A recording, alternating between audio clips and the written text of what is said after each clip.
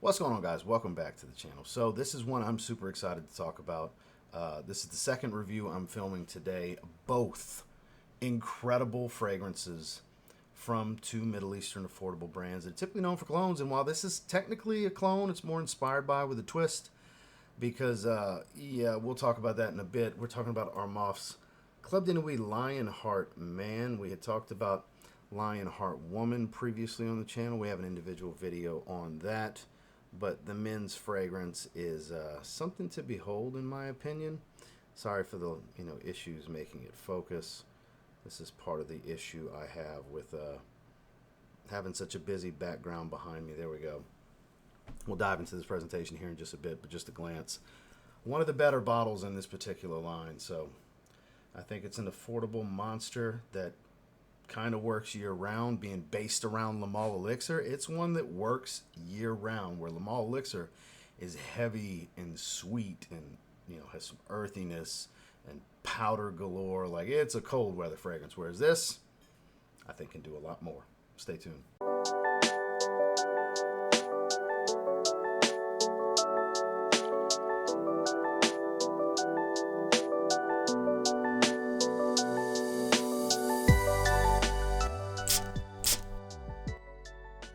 So again, let's try to get that focus back and look at this presentation because it is a bit different from the rest. Still has the same shape, still has a little chain connecting to the jewel, but this lion head that says Armaf, it is a thick coin this time around. See Lionheart Man. You have this kind of like a snake scale texturing, but it's embossed metal. You still have the jewels that this cap is known for. Some fragrance info here on the bottom. Eau de Parfum concentration. Just really nice. It's Club de Nuit raised on the side in the glass. And, nothing crazy with the atomizer. It does its job. But the scent. Let's dive into it. So when this opens, it will surprise you. Why? Because if you're going in expecting Le Male Elixir, you're going to be like, wait a second. Le Male Elixir isn't loaded with peppermint. Over-the-top peppermint fresh meets the honeyed sweet vanillic powdered tonka bean with that hint of earthiness from the tobacco accord. It's floating in the air. This is so good. I prefer this to actual Le Male Elixir. I love Le Male Elixir. But this peppermint note, because they listed as mint, it is peppermint candy. Like cooling breath, cools your breath kind of peppermint. Yes. And a lot of it. And for a long time. It really doesn't completely go away. It is a breath of fresh air, what they did here. Most of the time you'll hear me advocate to go with the original. When it comes to like straight up clones, like they're trying to get as close as they can to the original, very rarely will you hear me say, just get the clone. It does happen. Liquid Broom from Fragrance World, perfect example. It happens. But, I like the twist on this more. I think because of it, it freshens it up so much, adds so much brightness to this profile that you could wear this year-round. It's a twist on Le Male Elixir that can be worn daily, even in the summer. Might be a little heavy in the summer, but really not that much because it's so peppermint dominant in the top. The lavender adds this strong aromatic quality to it. This is remarkable. Armaf, more of this type of stuff. This is what I'm talking about. Club de Nuit Oud. Yeah, it smells like Herbapora, but it's also got this dry wood pencil shaving Cambodian oud accord that make it different from Herbapora, and I like the profile more than Herbapora. Herbapora's quality is better, but I like the profile more. Here, not really a big quality difference here with the Jean Paul Gaultier Le Male flanker, but the difference in the profile, the twist of the peppermint, is a game changer for this DNA, in my opinion. This is so freaking good. It's enough to cut through the cold, but it's fresh enough for the heat. And it's so cooling, whether hot or cold, because of this peppermint. It's like icy fresh mintiness. You see the smile on my face. It's just, this makes me happy for multiple reasons. One, it just smells so good to put a smile on my face in the first place. But That was one of the downsides to Le Male Elixir, was like, man, you don't want to wear that in the heat. Whereas you get in the mood for it, this is better, first and foremost, I think, and brings all of the same things to the table. This smells incredible. This is some of Armaf's best work of all the fragrances I've tried from them. A lot of brands are really stepping it up. The competitive nature of this perfume market is at an all-time high right now, and people are really starting to put their best foot forward with some of these releases. And this is a glaring example of what what Armaf can do in this line. This is inspired with a twist. Clone will be somewhere listed, I'm sure, but not really, because I think Clone is trying to be as close to the original as possible. Dupe and Clone.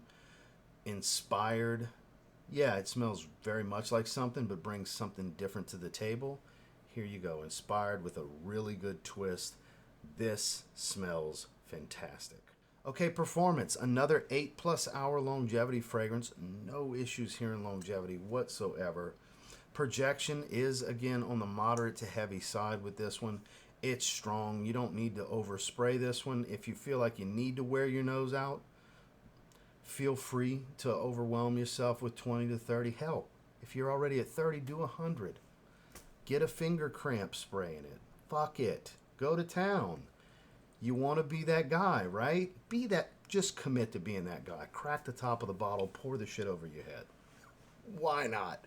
It's going to wear your nose out all the same. Whereas for me, it's 5 to 7 sprays like I do with most fragrances, and it's way more than enough. Another one, you will get some nose fatigue if you're spraying up in front of you. At least I do. Everybody gets it to varying degrees. You may not get any.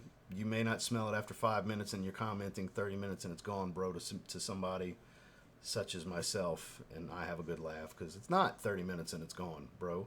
But some people have that experience and they're convinced that, the fragrance is just that weak. I can assure you this fragrance is not weak in any way, shape, or form. Your nose might wear out. It's just a thing. Projection, again, moderate to heavy side. I would say more hour to hour and a half before it gets to the 2-hour mark. It definitely starts to calm down. And the sillage, I would call it moderate, bordering into the moderate to mild, because it's not always really strong hits that I get. It kind of comes and goes. Again, that could be, varying levels of nose fatigue setting in at a certain point. But I always seem to be able to smell it with certain movements and the way I turn. Because I try to keep it away from the front of me. I do spray my forearms with this one, so that's probably, attributing to the whiffs that I'm getting without being directly under my nose the entire time. So across the board, I'm not going to completely call it a beast. I'm going to call it like one click back of being a beast. It's because the previous review I did was Teriyaki Intense. I think this is a little bit more of a beast than this one, but I would class them both as beast mode fragrances based on the way they perform on me. This one's just slightly stronger than this one. Final thoughts on Club de Nuit Lionheart Man. This is review number 2 of today. Doesn't matter when you're watching it. I did both of these today. This was a 9 out of 10 overall outstanding for me. Some of Lattafa's best work. This is a 9 out of 10 overall outstanding for me. Some of Armaf's best work. That's how I feel. The smile on my face talking about this fragrance and how it smells should have told you it was going to be very highly rated.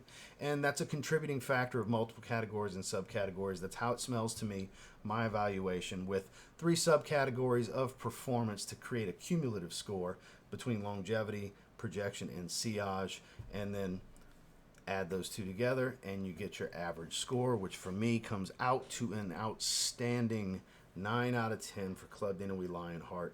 This is one of the best sub $40 fragrances I have ever bought. Yeah, stamp of approval is an understatement from me. If I was to re-rank my Club de Nuit fragrances, I think this gives Club de Nuit Intense Man Limited Edition Parfum a real run for its money. I would take this over Precious, Club de Nuit Precious, the Absolute Ventus clone, ever so slightly. It's at minimum my second favorite Armaf fragrance. I don't know if I'm quite ready to take that crown away from Limited Edition Parfum. But boy, until this one, I haven't come across one that can really challenge for that crown. The more I spend time with them, more over time it might end up just end up being my favorite because, I don't know, I'm kind of feeling that it might be my favorite Armaf fragrance here and now. Not just in this line, but from the brand as a whole, I kind of think it's my favorite now. It might have dethroned Club de Nuit Intense Man Limited Edition Parfum. That's such a long name. Rolls off the tongue well, but it's wordy, right? So if you get an opportunity to try this, if you're going to blind buy it, I hope you enjoy it even half as much as I do. Because if you enjoy it half as much as I do, you'll find it was money well spent. Club de Nuit Lionheart, man, 9 out of 10. Well, that's my thoughts and feelings on the newest Club de Nuit flanker. I appreciate you guys for watching. There's a link down below where I bought it from Fragrance Buy if you want to check it out. I'm not sure if it's available from any of the YouTube affiliates. If it is, I'll add it there as well, so you have more than one option if you're looking to pick it up. If not, no worries. I'm just glad you checked out the video. Thank you once again for watching. Make sure to like, comment, subscribe before you leave. Catch you on the next one.